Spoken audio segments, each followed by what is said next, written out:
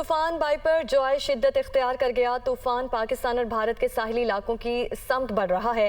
اس کے اثرات کیا ہوں گے، جانتے ہیں رتابہ عروس کی رپورٹ میں۔ سمندری طوفان بائی پر جوائے شمال مشرق کی سمت بڑھ رہا ہے۔ یہ سائیکلونک طوفان کراچی کے جنوب میں تقریباً 850 کلومیٹر کے فاصلے پر ہے۔ یہ طوفان شمال مشرق کی جانب مزید بڑھنے کا امکان ہے اور آنے والے گھنٹوں میں طوفان کا رخ مزید واضح ہو جائے گا۔ جو اس کی پچھلے 36 گھنٹے سے ایک طرح سے ٹریک رہا ہے وہ شمال مشرق رہا ہے، تو جس جگہ پر موجود ہے وہاں سے سیدھا شمال مشرق کی جانب آتا ہے، تو کراچی سمیت پوری سندھ کی ساحلی پٹی اور انڈین جو علاقے ہیں ہمارے ساتھ لگتے ہیں، رن آف کچھ اور ان کا گجرات کا ایریا، یہ سبھی ایریا اس کے ایک طرح سے ٹارگٹ ہیں۔ اس سسٹم کے زیر اثر سندھ میں 13 جون سے بارشوں کا امکان ہے۔ سائیکلونک طوفان بائی پر جوائے پاکستان اور بھارت کے ساحلی علاقوں کی سمت بڑھ رہا ہے۔ طوفان کے پیش نظر متعلقہ اداروں کو ہائی الرٹ کر دیا گیا ہے۔ اور سمندری طوفان بائی پر جوائے کے حوالے سے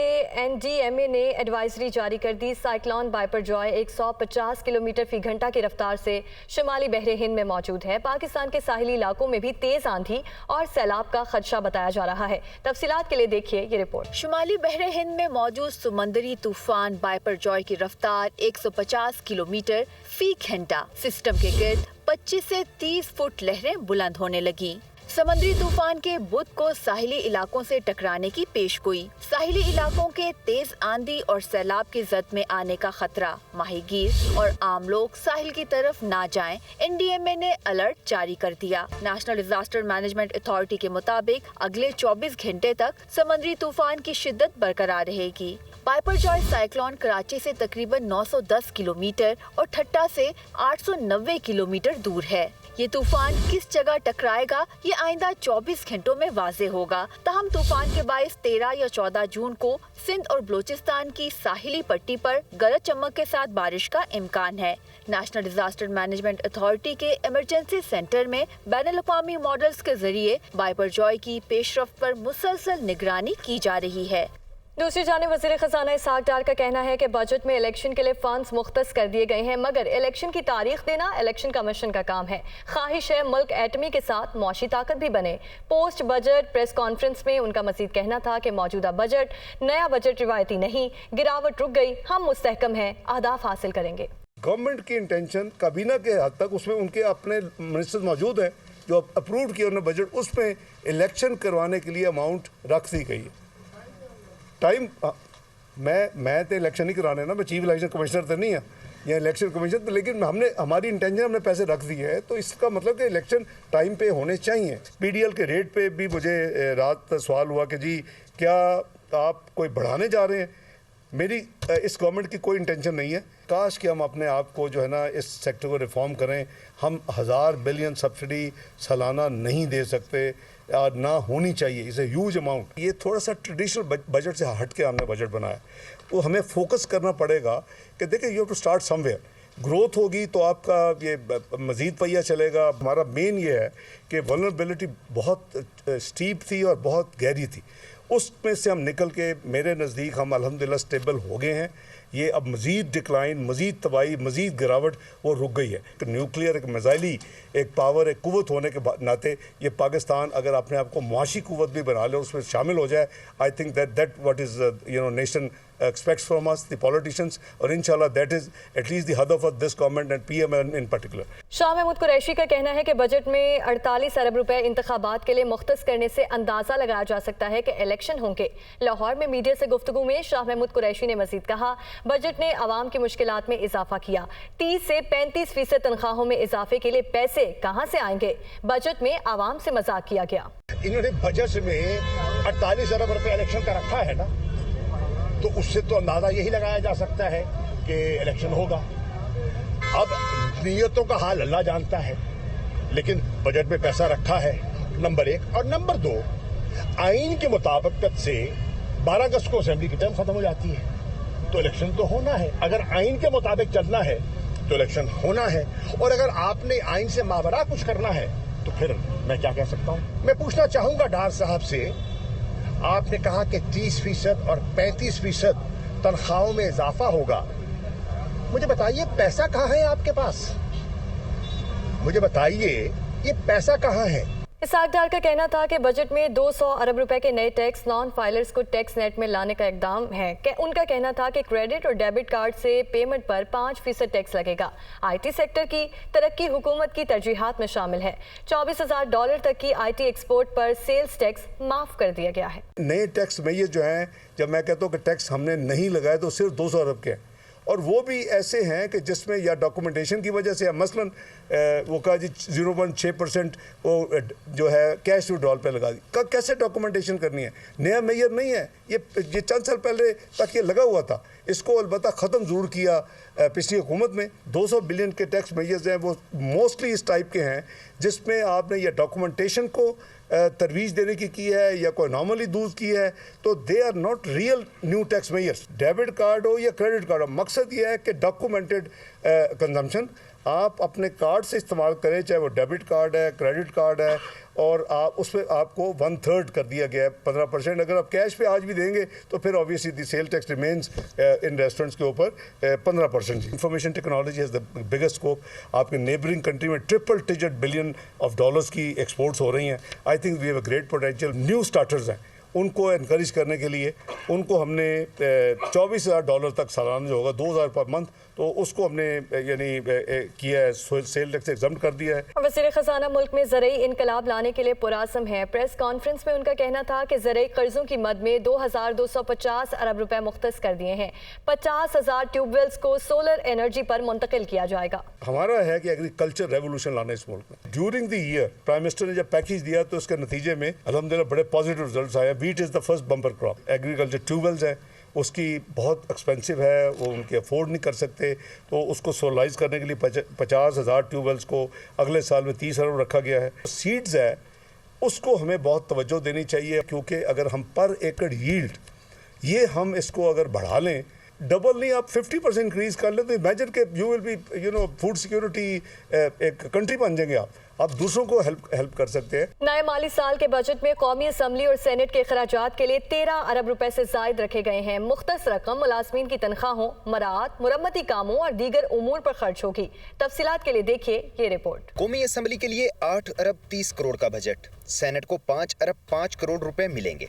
रवां माली साल की निस्बत इजाफी पैसे मिलेंगे। नए माली साल में कौमी असम्बली मुलाजमीन के तमाम अखराजात के लिए 5 अरब 57 करोड़ से जायद का तखमीना है। तनख्वाहों पर 1 अरब 52 करोड़, अलाउंसेस पर 4 अरब 5 करोड़ खर्च होंगे। इंतजामी अमूर पर 2 अरब 6 करोड़ का तखमीना है। सेनेट मुलाजमीन के तमाम अखराजात के लिए 3 अरब 15 करोड़, तनख्वाहों के लिए 99 करोड़, अलाउंसेस के लिए 2 अरब 16 करोड़ रुपए का तखमीना है। इंतजामी अमूर पर 1 अरब 43 करोड़ अखराजात आएंगे। रवां माली साल के मुकाबले में कौमी असम्बली को 2 अरब 14 करोड़ और सेनेट को 1 अरब 31 करोड़ रुपए इजाफी मिलेंगे। दूसरी जानिब सिंध के लिए 22 खरब 47 अरब रुपए का बजट वज़ीर आला सिंध मुराद अली शाह ने पेश किया। 3,311 जारी मंसूबों की मद में 291.727 अरब रुपए मुख्तस किए गए हैं। वज़ीर आला सिंध सैयद मुराद अली शाह ने बतौर वज़ीर खजाना अपने 5 साला दौरे हुकूमत का 22 खरब 47 अरब रुपए का बजट पेश किया। माली साल 2023 और 24 के लिए 3,311 जारी मंसूबों की मद में 2,091.77 अरब रुपए मुख्तस किए गए हैं,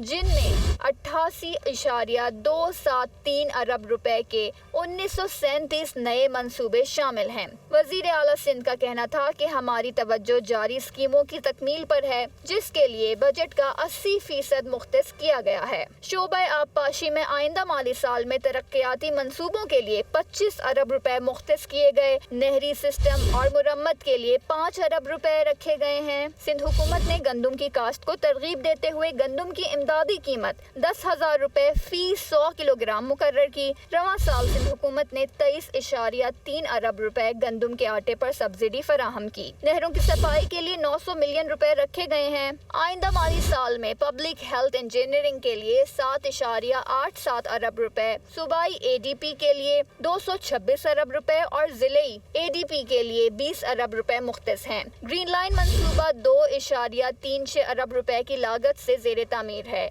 रेड लाइन मंसूबे का 3rd जनरेशन सिस्टम 78.38 अरब रुपए की लागत से तामीर होगा। K4 منصوبے کے لیے 25 ارب روپے سے زائد کی رقم مختص کی گئی ہے، جس میں نصف حصہ سندھ حکومت ادا کرے گی۔ وزیر اعلیٰ سندھ سید مراد علی شاہ بطور وزیر خزانہ اپنے 5 سالہ دور حکومت کا 5واں بجٹ پیش کر رہے تھے۔ سندھ کا مالی سال 2023-24 کا 22 خرب 47 ارب روپے کا بجٹ پیش۔ گریڈ 1 سے 16 تک 35% تنخواہ، گریڈ 17 سے 22 تک 30% تنخواہ میں اضافے کا اعلان۔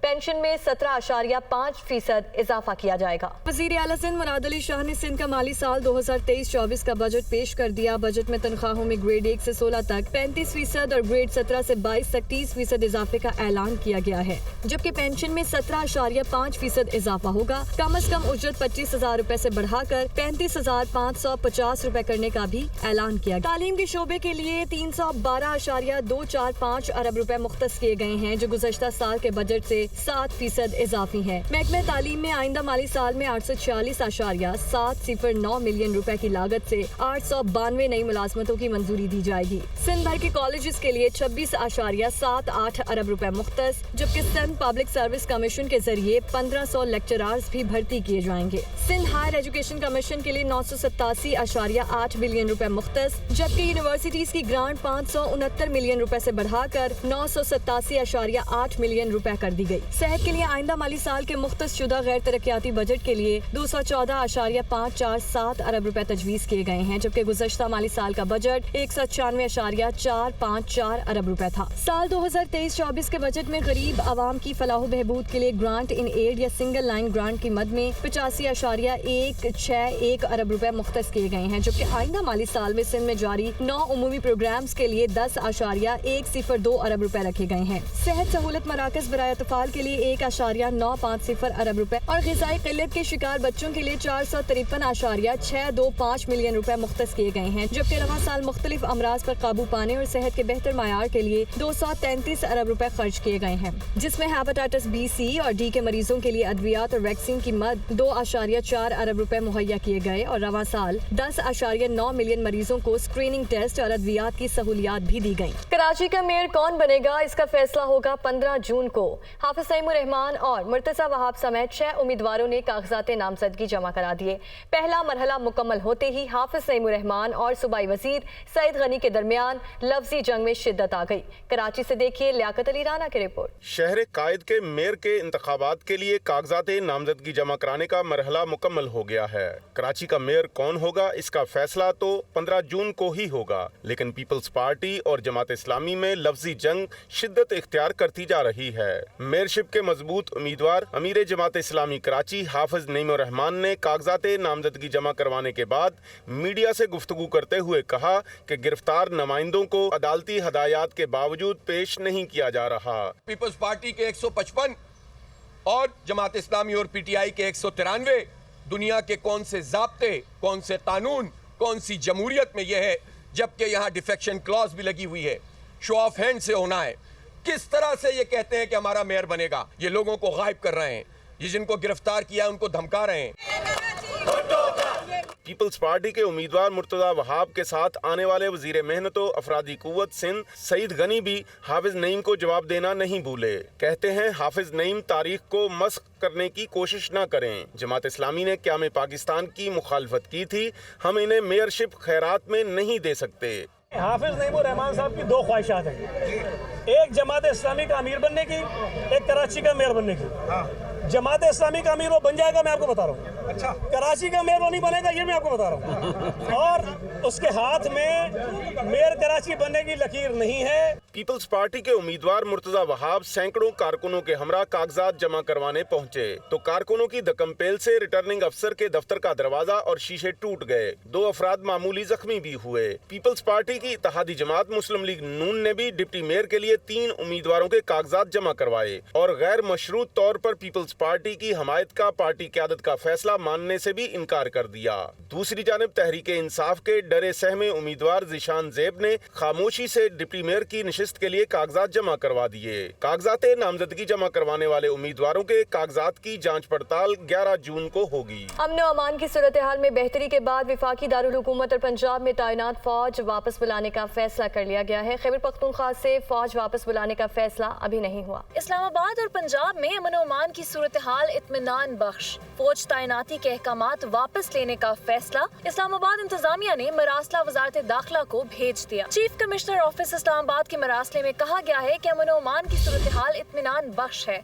अवामी मफाद में फौज की तैनाती का 10 मई का नोटिफिकेशन वापस लिया जाए। पंजाब हुकूमत ने भी फौज की तैनाती वापस लेने का फैसला कर लिया। 9 मई के पुरतशद्दुद वाक़यात के बाद 10 मई को आइन के आर्टिकल 245 के तहत फौज की तैनाती का ऑर्डर जारी किया गया था। खैबर पख्तूनख्वा से फौज वापस बुलाने का फैसला ताहाल नहीं हुआ है।